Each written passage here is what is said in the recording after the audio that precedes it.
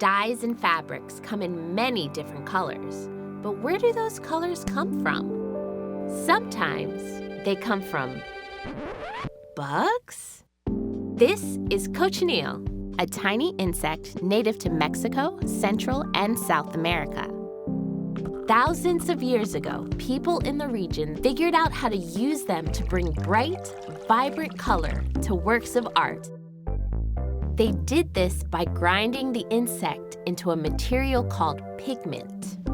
Pigments are substances that are used to impart color to an object.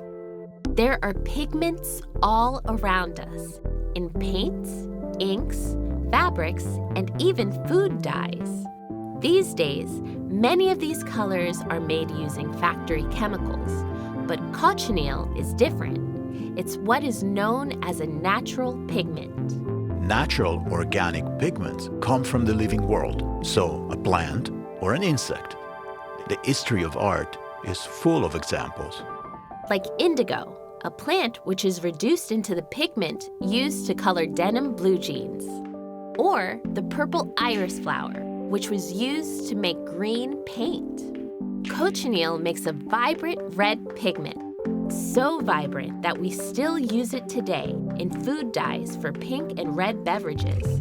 Really brings new meaning to the phrase bug juice. Ancient cultures were very skilled at developing technologies. But how did artists figure this out without all the tools and research we have today? It starts with the five senses. It's touch that tells you if something is hard or soft. It's taste that tells you if it's sweet, so good to eat, or bitter, possibly medicinal or poisonous. And it's sight that tells you if it's rich in color. We can't know exactly when cochineal was first used, but through trial and error, ancient people learned that these insects could produce this color. They also learned that it could be used to dye yarns and fabrics by mixing it with powder from a mineral called alum. This helps cochineal's color permanently fuse to fabric.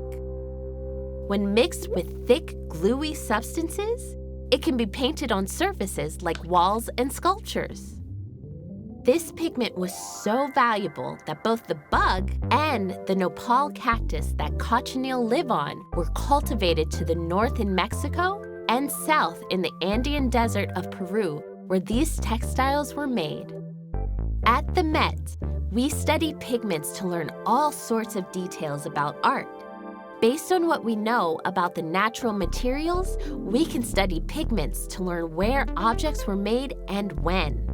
We use tools like X-rays, infrared light, and lasers to analyze which pigments are used in a work of art. We can also track the history of trade between cultures.